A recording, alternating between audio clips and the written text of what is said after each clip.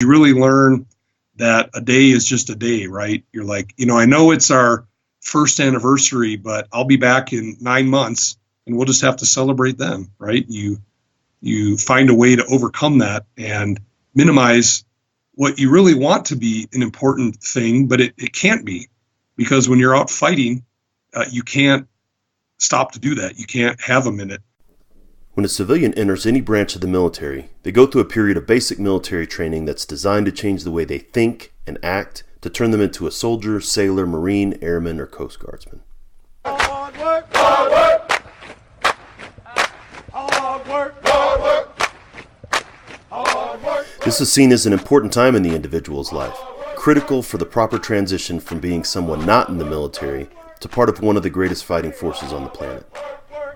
Earn my pay. Hard work, hard work, do it every day. Hard work, get up out of 2:45. Hard work, work. After a period of time in the military, however, there's little done in any branch of the service to help that service member transition their mindset to life as a veteran. Hard work, that's what they say. Hard work, I earn my pay. Hard work. As we often say here in the Change Your POV podcast network, after one leaves the military, they're never going to be a civilian again. And they're no longer a service member. They're this entirely different third thing, a veteran, with all the experiences, knowledge, strengths, and challenges that go along with that word.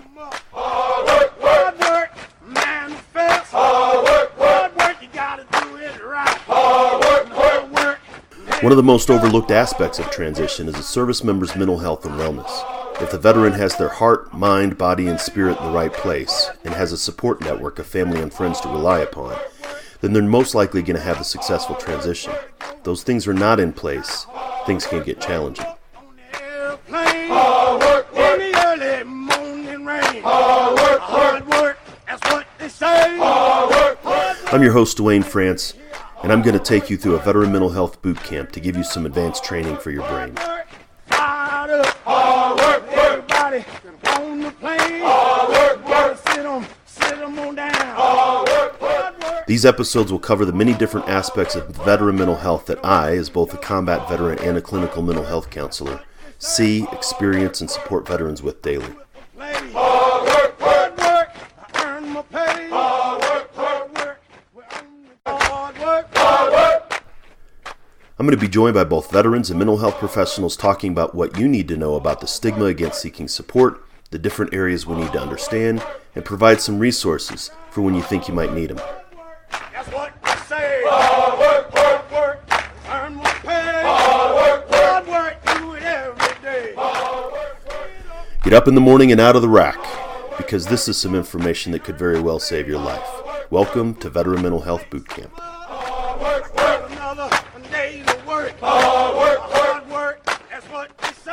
Hey everybody, welcome back to the Headspace and Timing podcast. As you know, we're pretty far into the series on PTSD, TBI, and beyond.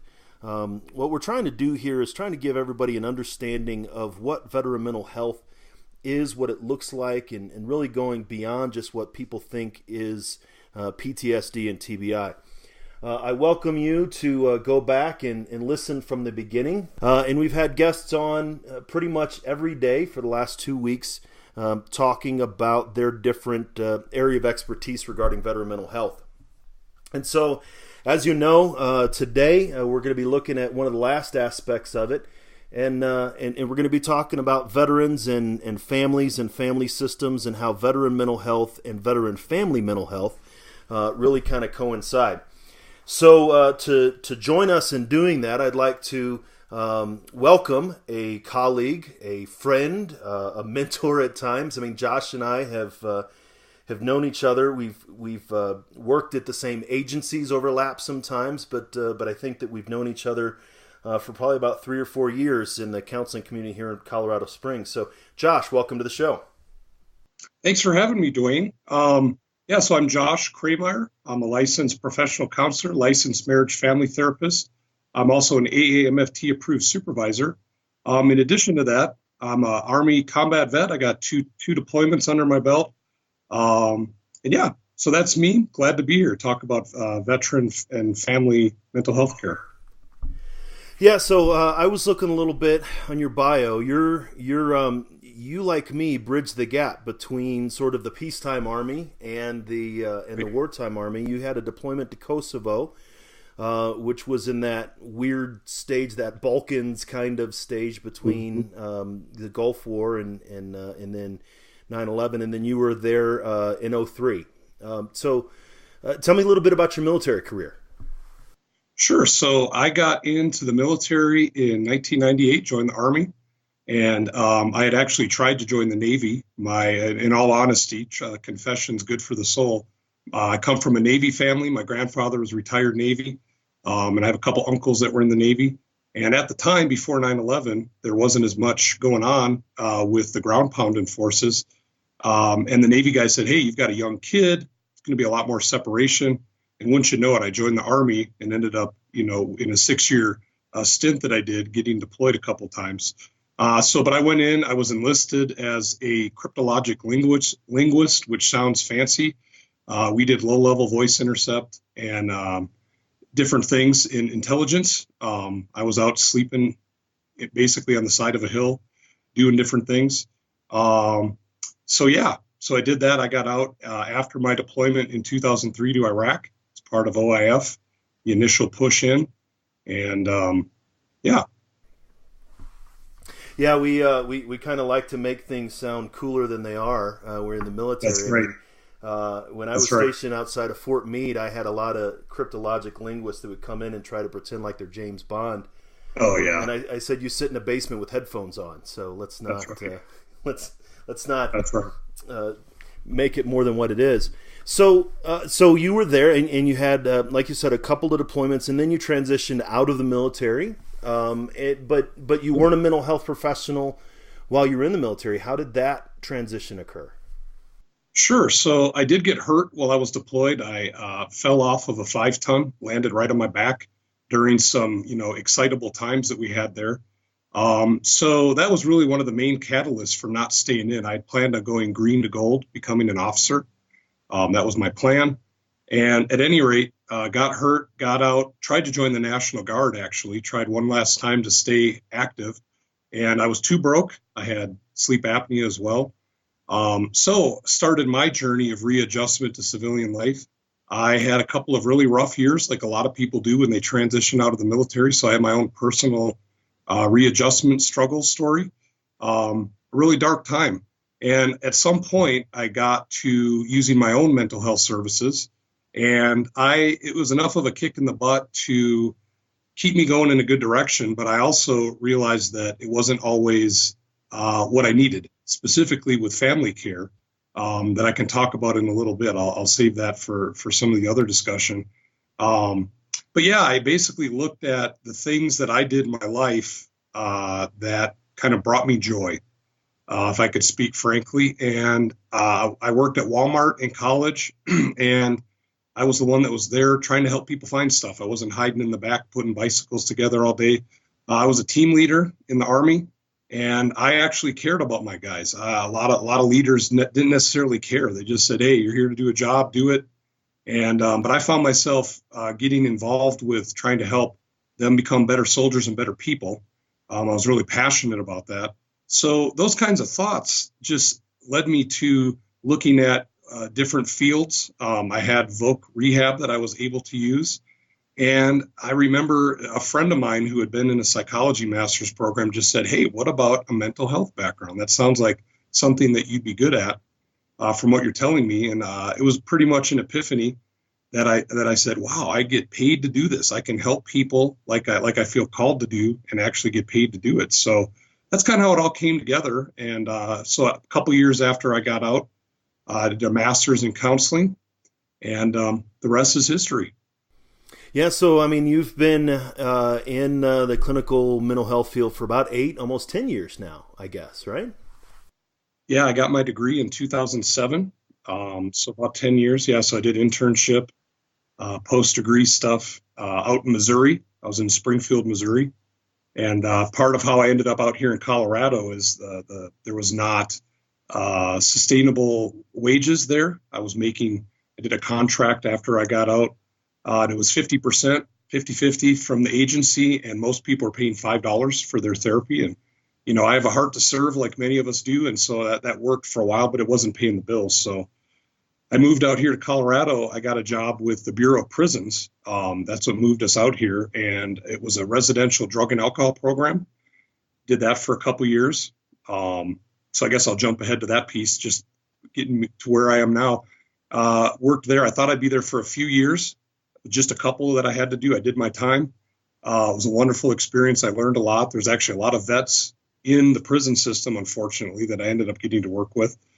And then I got on with the VA, which was actually one of my goals in moving to Colorado Springs, big military town, right? 5 military installations, lots of us vets that want to settle here.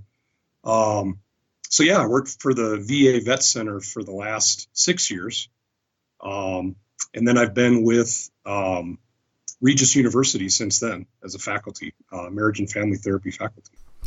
So, and that's quite a journey, and like I said, I know you and I have interacted, professionally and in the community quite a while. But the reason why I asked you on specifically to this is your background in marriage and family therapy, and so for you listeners out there, way back in episode 1, you can go back and check it out, and I'll throw a link.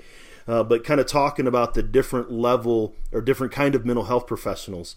Whereas Josh is a master's level counselor as an LPC, licensed professional counselor, but he's also another type of master's level counselor called a marriage and family therapist. And so I know, Josh, you and I had talked about this offline, but you saw marriage and family therapy, you saw a greater need for that than just individual counseling. Could you talk about that a little bit?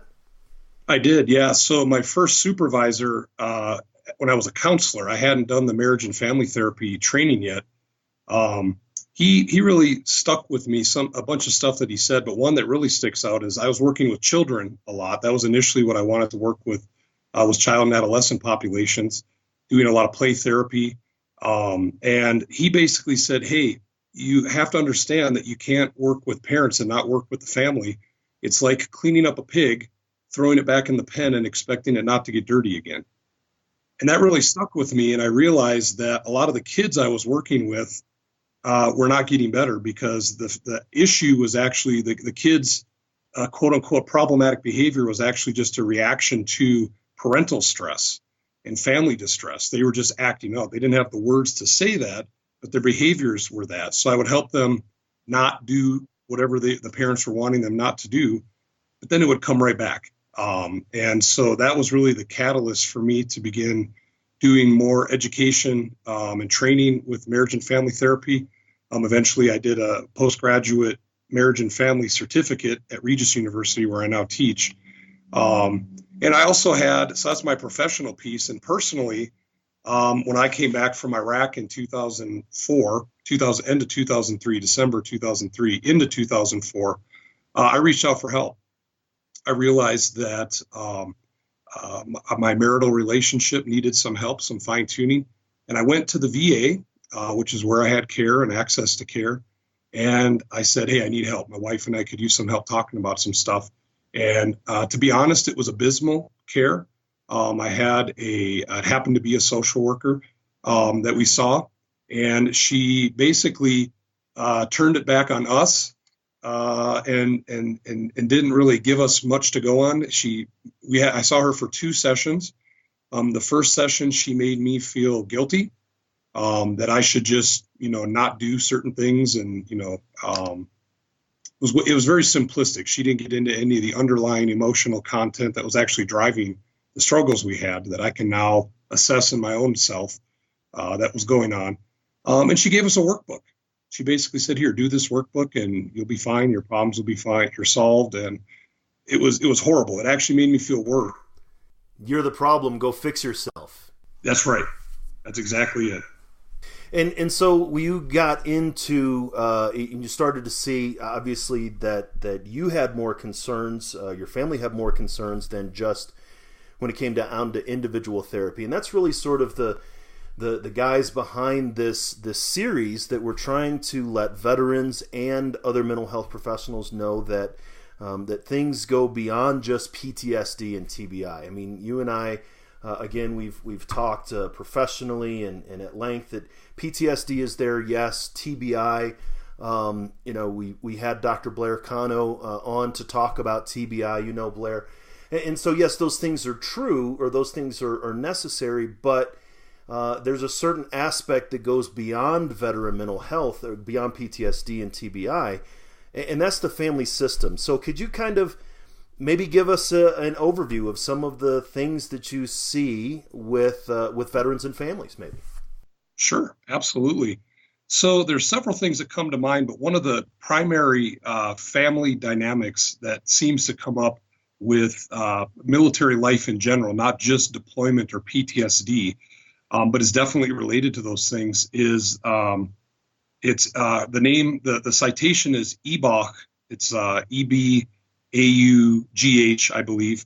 And this is a researcher who back in 1977 was actually studying nuns who had left the practice. And she was studying their struggle with readjusting to a different life. And it wasn't until more recently that some of that study, or those studies, I should say, were applied to military families. And it's been one that really rings true in many settings. So the theory is called role exit theory. And this is one that, again, personally and professionally, I found to ring true. I've used it a lot in my work. So the essence of role exit theory is that with separations that we have in the military, whether it be field time, deployment time, training time, any number of things that break apart the connections that families establish, that we separate ourselves from roles that are central to our identity. So, for example, when I'm a father, it doesn't mean that I'm not a father when I deploy, but I take that role and I'm not functioning the same in that role while I'm deployed. I'm focused on me. I'm focused on my team. I'm focused on staying alive downrange. On the home front, the spouse becomes a single parent for the entire time of the deployment. So that's a new role. They've given up the role of having a partner to be there to help them with things. And so basically two people get separated from the roles that they have to find new roles. And then the struggle comes in trying to reestablish roles and new roles when they come back. So for example, I can share a story from the trenches of my marriage. I came back and my wife was very excited for me to come home, of course. And a lot of this happens after the honeymoon periods. There's kind of a euphoria that comes when you first come back, and you can do no wrong. The kids love you. They want to play. You have fun. You go out for dinner. You do these kind of things. But as soon as that fades, which happens pretty quickly, you get into the reality of living life together again in these new roles. So my wife, when I came back from deployment, she had a long list of projects for me to do around the house. She was looking forward to me helping, collaborating, jumping back in. What was interesting is that she was actually resentful of me trying to plug back in. She wanted me to, but she was also emotionally resentful towards me because she had established her own way of doing things while I was gone. So luckily for us, I'm a counselor. She's done a lot of behavioral work with children in the school system. I think we had enough insight to kind of figure some of this out on our own. And then I was able to apply some of the stuff I was learning professionally to my own marriage.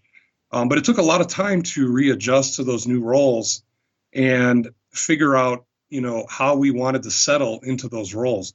With children, a lot depends on the age. Very small children, their resentment comes with a cold shoulder, a turning away from. They've lost some of the primary years, and I'm talking like 5 and under.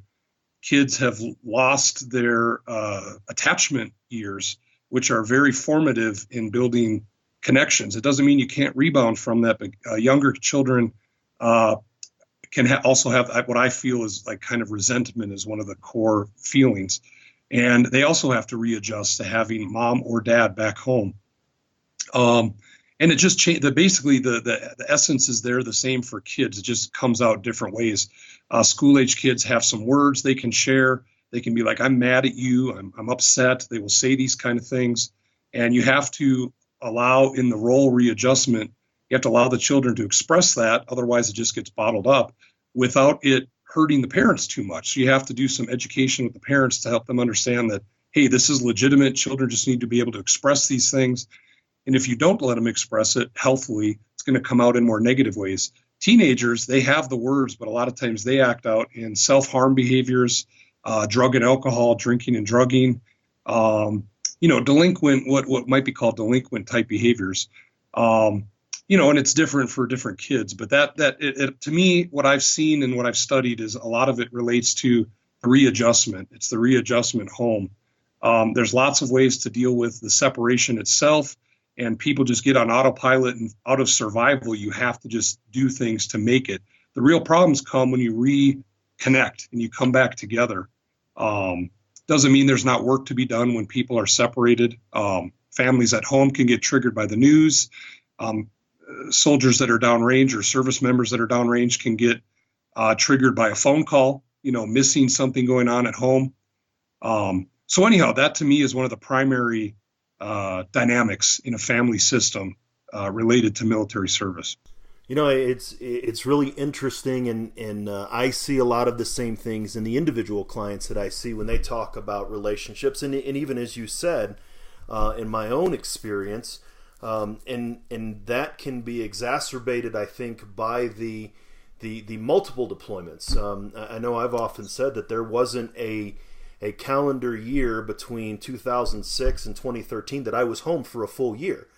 Some of those I was only gone for 3 months. Some of those I was gone the entire year, in 15 months. And I had, 4 deployments stacked in between that. And I realized that my children, when I started deploying, were in first grade and second grade, which is in that sort of pre-verbal, like 5-6 years old, just emerging into that school age.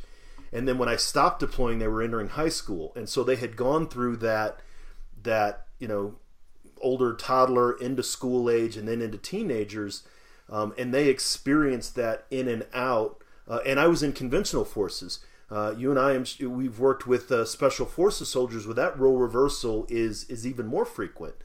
The frequency of how this happens increases the magnitude, maybe? Yeah, I think so. It gets much more complex. The issues, if left unresolved, build on each other. There's a compounding effect. For those that get some help and get quality care, and actually for what we're talking about, can get some family system work done, that can mitigate the impact some, but it's still going to be more significant with multiple separations and deployments. I've always said that military life is inherently stressful anyway, right? I mean, you alluded to it. Right.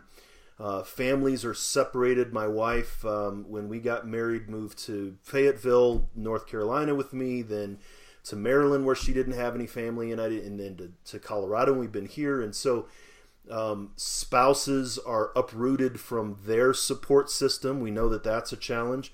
I've mentioned it before several times about how my children are military brats, so they have no place where they're from. So it's almost an ungrounded generation of they can't point to their childhood home like I can, or like maybe you can, and so it's inherently stressful on the family, even separate any other type of mental health concerns. That's right. It is.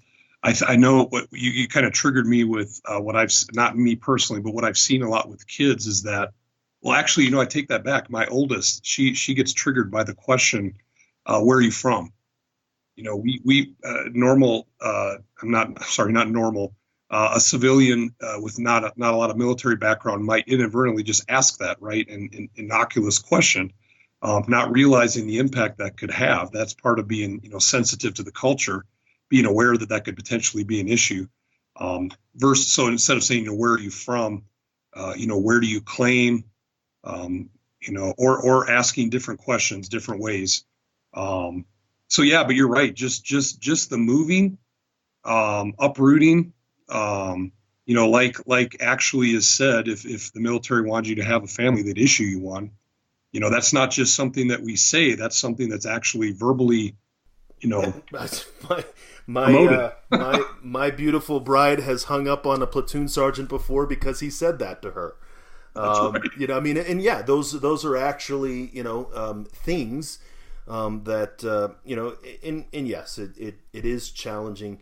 And then whenever you have sort of the deployments on top of it, what kind of things have you seen that, if this is unresolved, what kind of challenges emerge from this, from like disrupted families? And Sure. So I think of it back to the core emotional component that I see. It's definitely more complex, but for the sake of time and trying to be more concise here, I think things, there's a scale to me of bitterness to resentment to anger, maybe then in hatred would be maybe the extreme. And what happens when things aren't dealt with, there can be a lot of bitterness and resentment that, if unresolved, turns into really hatred. There's really what John Gottman, one of the relationship gurus for couples therapy, talks about as contempt.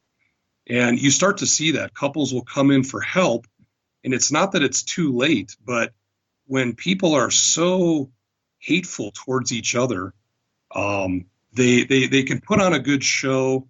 They can have the honeymoon period when you come back from a deployment, but really during the separation, people find themselves, especially with multiple deployments, find themselves resenting the person that they may have loved at first, maybe not. Sometimes there's not a strong foundation, which is a whole nother subject. Actually, I'll mention that briefly, that, in military marriages, sometimes people get married earlier than they maybe would if they weren't in the military. You meet somebody at a duty station, you're getting ready to PCS or leave that duty station in 2 months, and you're like, hey, let's get married. Or sometimes alcohol can be involved. I've actually seen that a couple times. So if you don't have that foundation, or as strong of a foundation, that puts you at even more of a deficit. But the separation, and the constant separation, the frequent separation rather, the feelings of resentment build and build and build, and then you've got people coming in for couples therapy that are vile towards each other. And a lot of times it can be too little, too late. So early intervention is definitely important. A lot of people don't even realize that they can go in for couples or family therapy. So yeah, it builds, most definitely. Yeah, and it's interesting that you said that a little bit about maybe the resentment piece. This is one thing that honestly, as I've started to do this, of course, my wife and I have been talking more about that, and she had told me, it was probably even 2 or 3 months ago, that when I first came back from my first tour, which was 15 months in Iraq, and I would want to discipline the kids, she would get resentful of me. She was almost, she said she felt this, who does this guy think he is telling my kids what to do? She never expressed that to me, but later she was like, I had to deal with that to let you come back in, and really to just, to sort of let you have that rollback. That goes back to what you were talking about with the role exit theory and EBA, is the allowing, the willingness to let that go back. And she noticed the resentment, and then she really just kind of let it go. But and then the other piece that you said, of course, I saw it too. We called it babies having babies, right? 18, 19-year-old kids were in love, and the military pays us money to be married, right? There's more money. So there's a monetary incentive. And I've always believed that the military is a running away from as much as a running away to. When we serve, I was sleeping in my dad's basement, right? I didn't have anything going on. I was a no-name loser, 18 years old. And so I joined the Army so I could, be all that I could be back in those days, right? But it's the same for spouses too. A lot of spouses, maybe this is my ticket out of this little wherever I'm at. This is my, this is my way. And so now you have two people that maybe not be, as foundationally prepared themselves, and now they're in a marriage, and now there's children involved, and it gets very complicated. Have you seen that? Oh yeah, very complicated, very quickly. People have not. A lot of the foundational aspects of relationship building, where you feel each other out, you learn about, specifically with marriage, You learn about each other's family of origin, where they came from, and you work some things out. You work out little things really do become the big things, like, when is the right time to open presents on Christmas? Is it Christmas Eve or Christmas morning? There's very different schools of thought on that. Does the toilet paper go over the top or underneath? Right, and you were saying that, but I was thinking that these things are how but it's all of these aspects of daily living that people sort of learn about, but then the military life really interrupts that. It does. You wherever you are in the bonding process and the learning about each other process, that gets severed, for various reasons. I'm going to jump back to kids with this example, but it struck me the other day. I was talking with someone that I hadn't processed this myself, that I missed each of my children, their first steps. And it always kills me. It kills me to say that. I have a very strong emotional pang. But basic training, Kosovo, and then Iraq. I missed each of my children's first steps, and so those are things. And then in my relationship too with my wife, there's other things I missed. Certain anniversaries and celebrating holidays. You really learn that a day is just a day, right? You're like, I know it's our first anniversary, but I'll be back in 9 months, and we'll just have to celebrate then, right? You find a way to overcome that and minimize what you really want to be an important thing, but it can't be, because when you're out fighting, you can't stop to do that. You can't have a minute. Now, things are changing a little bit, I think, with technology. I know with technology, it's helping bridge the gap a little. It's still a separation, 70 to 80% of what we communicate being body language and tone of voice. Even with good quality things like we're on here, Skype, for this podcast, it's not the same as in person. But I think technology is helping bridge the gap a little. I went to a graduation. Actually, it was my daughter's graduation, and a fellow student was walking her dad, who was deployed, through the graduation line on an iPad, right? So, he got to be there, quote unquote, but it was still sad. It was a mixed thing watching this happen, seeing what that separation did and how it broke. You could tell she was both happy and sad at the same time. And I think that was kind of what the whole audience felt as we talked about it, like, wow, that's really cool. She took the iPad and showed it to the whole audience so her dad could see everybody. But it's also sad, because we were all there in person. We got to actually hug our children, so you could make a case too for that. The separation, we lose the physical ability to connect and attach, which is, skin being the largest organ on the body. That's something that's very important to building relationships. So anyhow, got a little scattered there, but no, I like that you bring that up, because it's something that I've seen that's very important. Again, from my standpoint as an individual clinician, and maybe intuitively, but I'd like to hear your standpoint from a marriage and family therapist. Is that connection, that immediate connection, can also be harmful in some aspects. The current deployments, the current era, the current wars, they didn't have this kind of immediate connection in even the Gulf War, and definitely not in Vietnam, and certainly not in World War II or Korea, where it took letters, or people would record audio tapes and they would mail them, and it would be, there would be a distance and a separation. Whereas I recall telling this story once, was my daughter, when I was in Iraq, she had tubes placed in her ears. We were in combo blackout. For those who hadn't served in the military, that means there had been an attack on or near our base, probably with significant casualties, and then all communication was broken, except for this one instance, I was allowed to go into my battalion executive officer's office and talk on his phone, which was there for emergencies, to my daughter who was about to go in surgery.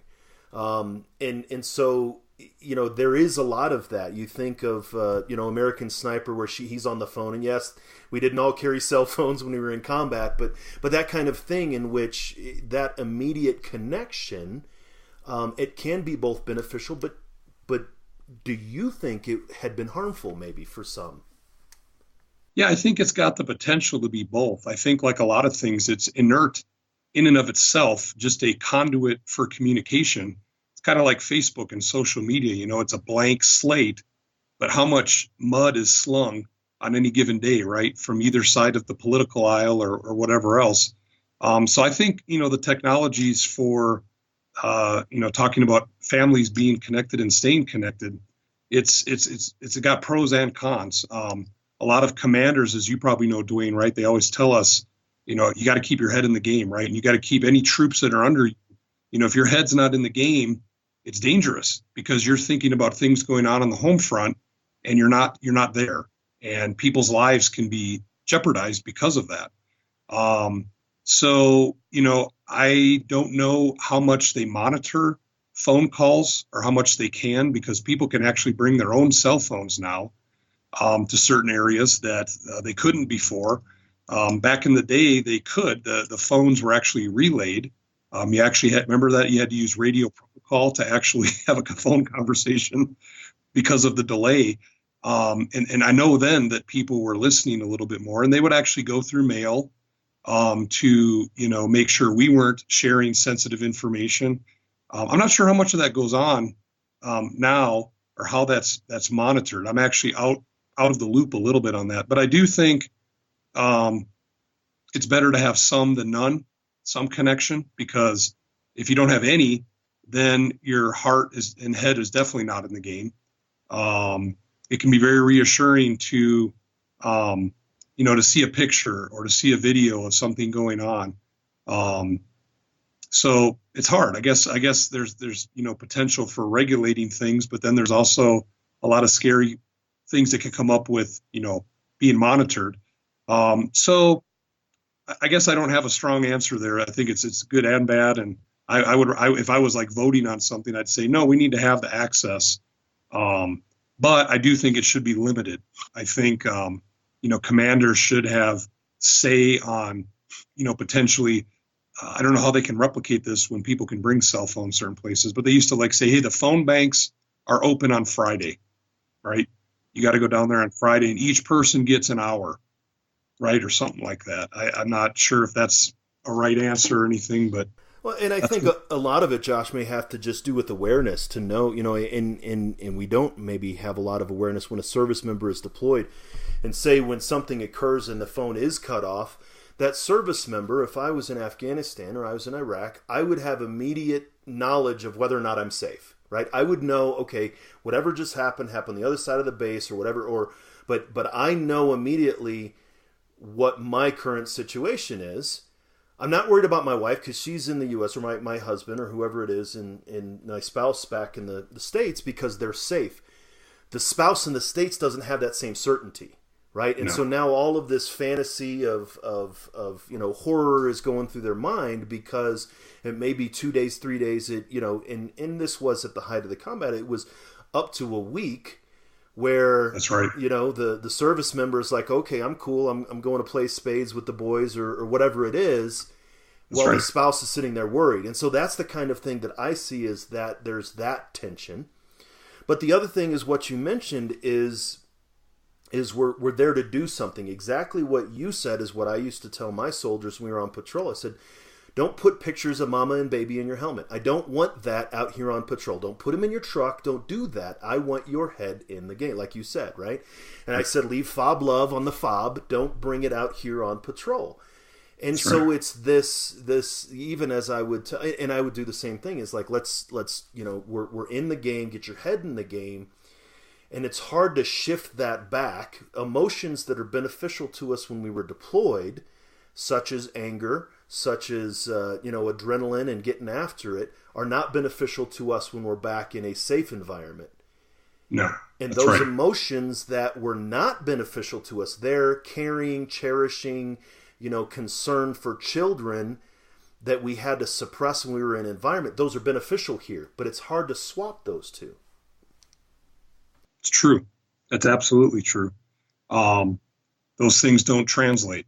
So, and I like what you say too. I think it is, you know, practically on the ground that even as a marriage and family therapist, as a veteran, I would say, with both of those roles, I would say, no, it's better to separate yourself, because you have to. You're out doing potentially, I was going to say not horrific, but very heavy things, right? That you need to separate yourself from the role of being that caring person. You can't stop and cry when there's been a loss of life, whether it be on your side or the other side. That can be a sad thing.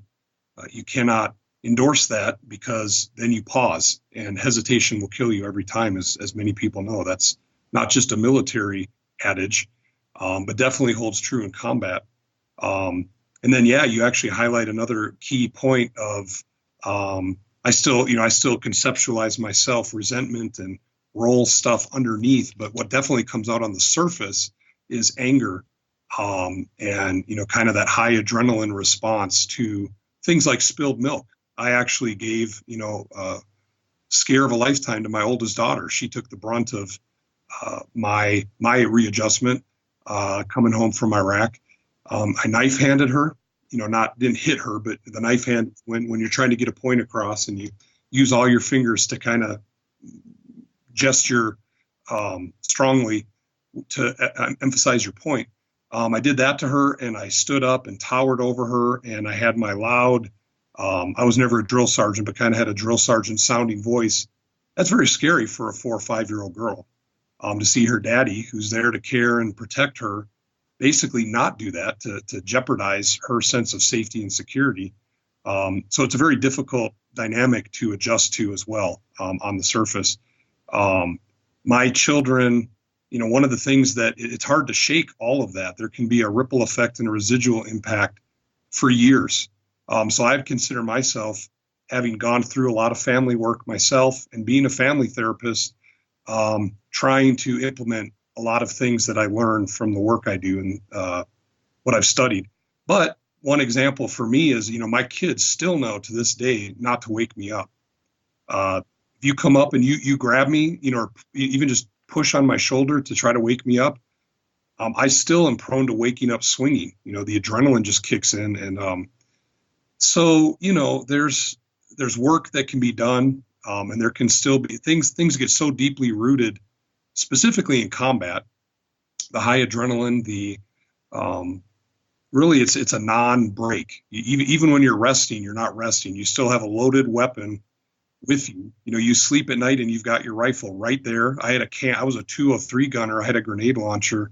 So I always had my, I had 2 ammo cans full of high explosive grenades, and it's hard. It gets so deeply wired that also becomes one of the key struggles for the person that's deployed, is how to adjust to uncertainty.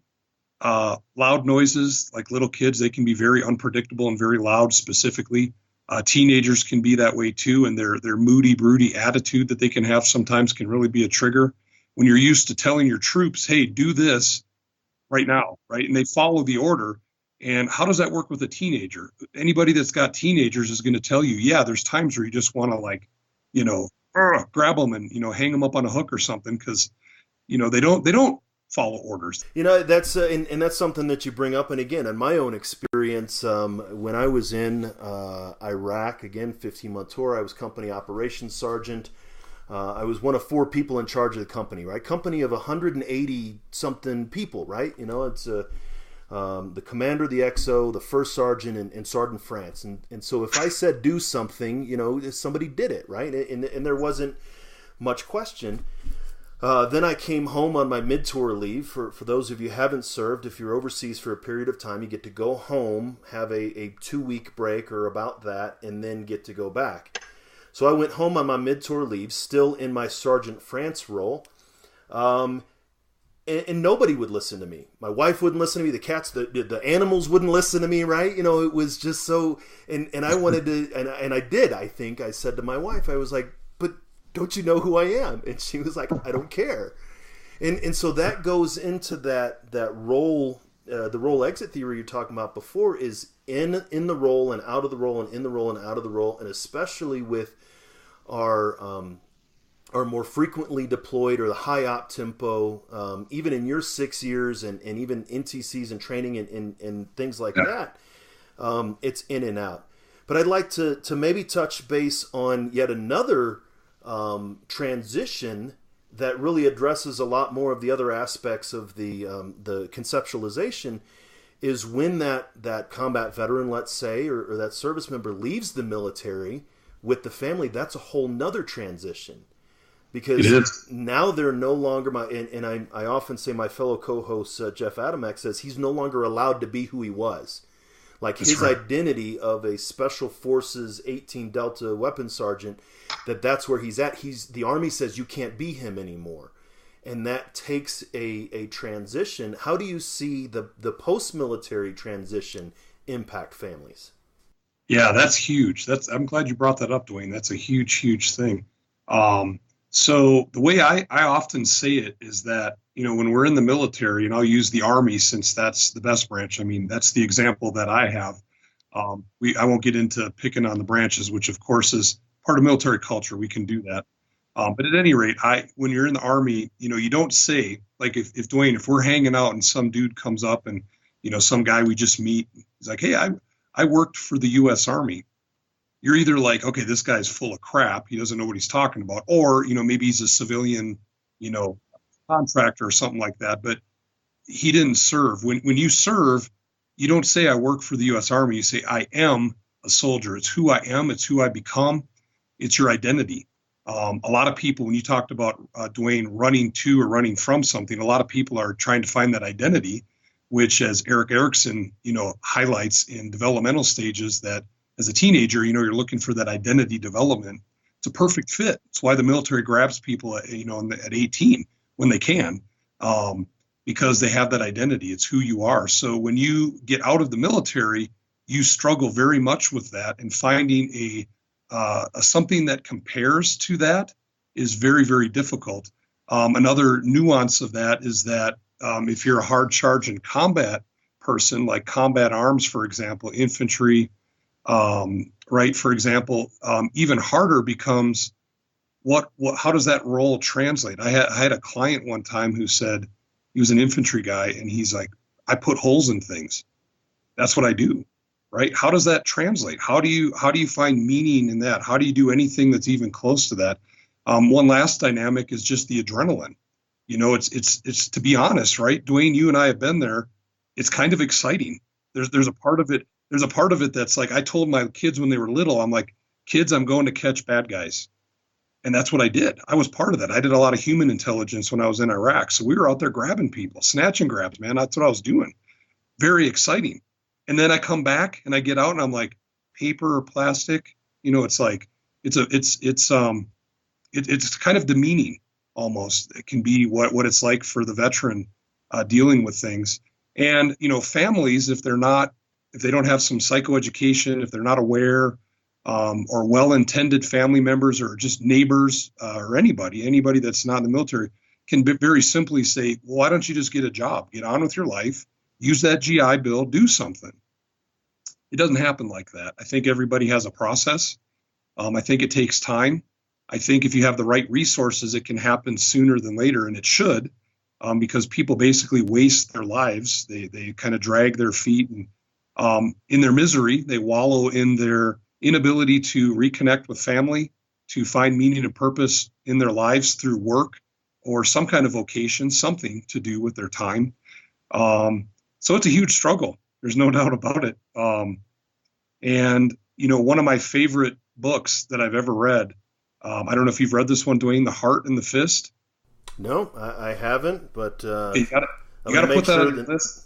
And I'd say anybody watching this, I don't mean to make a plug for it, but so real quick, The Heart and the Fist, this guy, Eric Greitens, it's a fascinating book. It's basically broken into thirds. The first third, the guy was an Oxford scholar. He was a boxer. So he's wicked smart. He's also tough. He was a good boxer.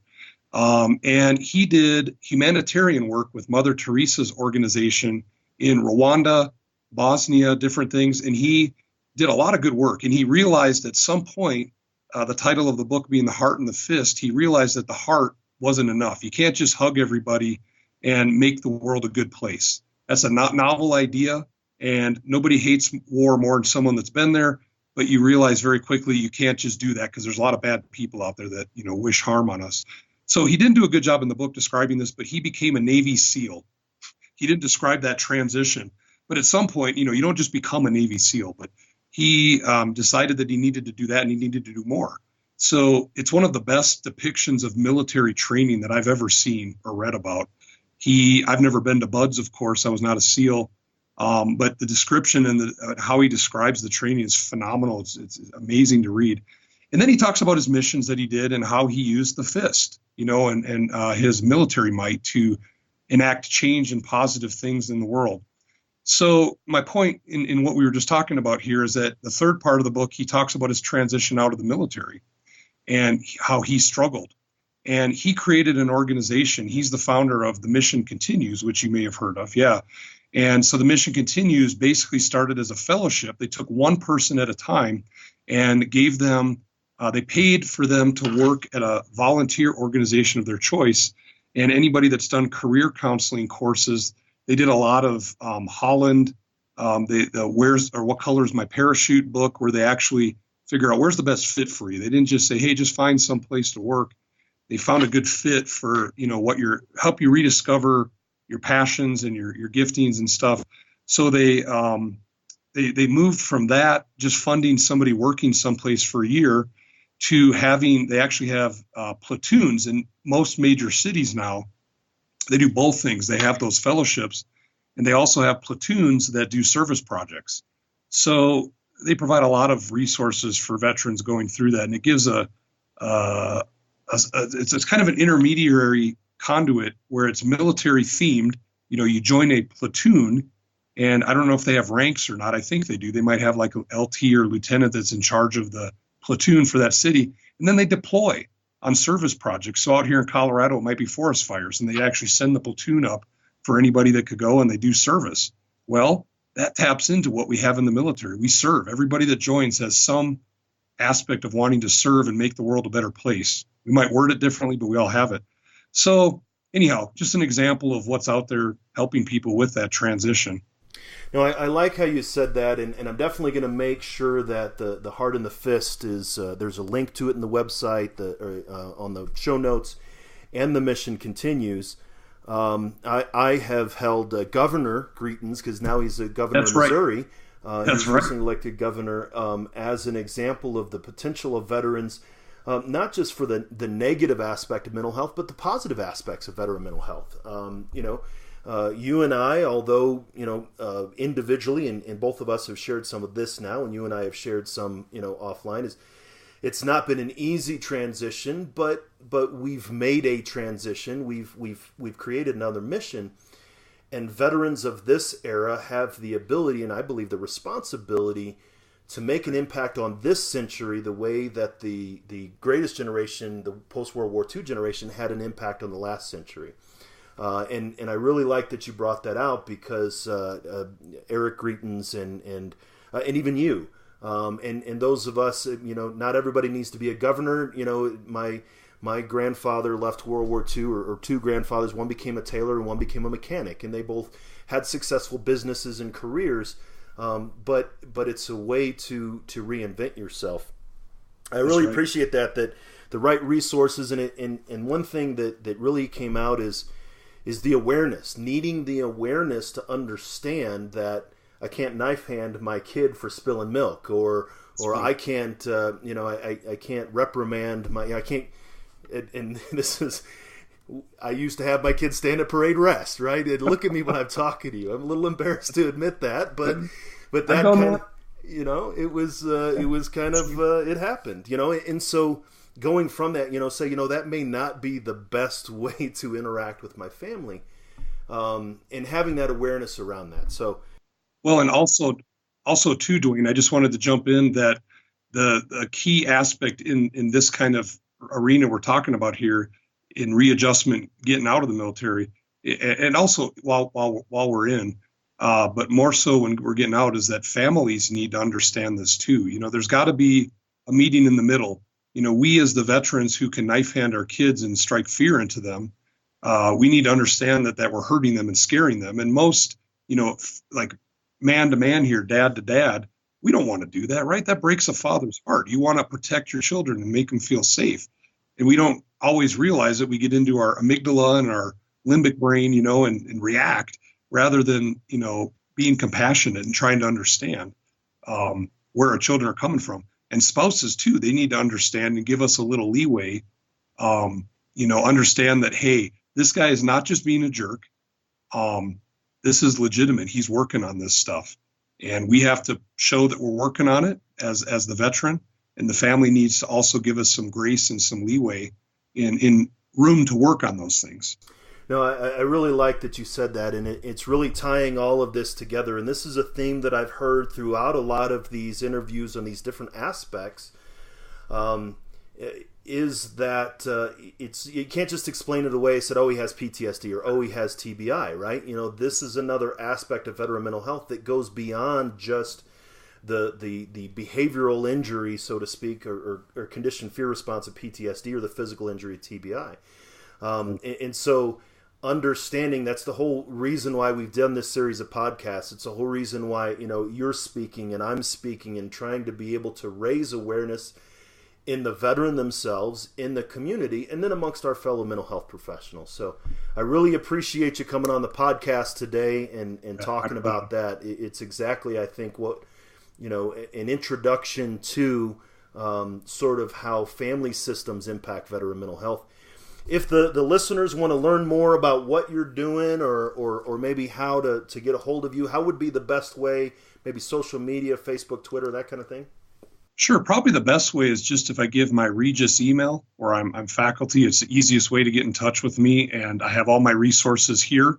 I'm actually in my office here at Regis. So my email is KREI, the letter M as in Mike, and then 368 at regis.edu. That's REGIS. So Kilo Romeo Echo India Mike 368 at Romeo Echo Golf India Sierra dot Echo Delta Uniform. 15 years later, Josh, you still got it, man. That's nice. That's right. It's the last thing. Your drill sergeant would be proud of you to be able to spell phonetically. And for those who don't speak phonetics, I'll make sure that that's in the show notes so that you can email Josh. Once again, Josh, I really appreciate you coming on the show. You bet. My pleasure. Thanks for having me, Dwayne.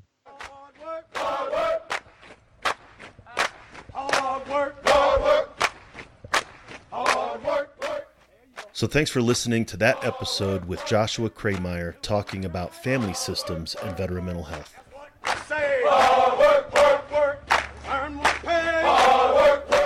You can find the show notes on this show and many of the things we talked about at either changeyourpov.com or veteranmentalhealth.com, looking for episode HST035. This is the 11th episode of Veteran Mental Health Boot Camp, a series brought to you by the Change Your POV Podcast Network and the Headspace and Timing Podcast.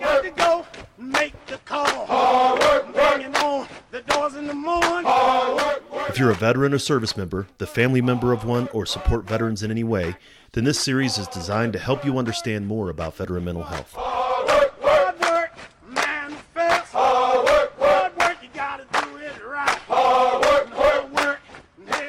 If you're just now getting into the series, go back and check out episode HST035, where we introduce the concept of looking beyond PTSD and TBI in regards to veteran mental health.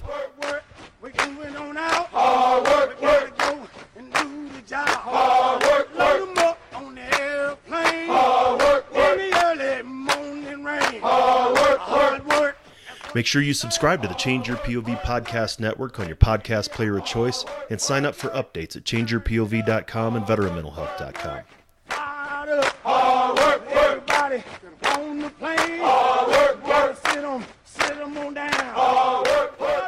We would love to hear your feedback regarding this series and all of the shows in the Change Your POV Podcast Network. You can do so by visiting our Facebook group, leaving a comment or review on iTunes.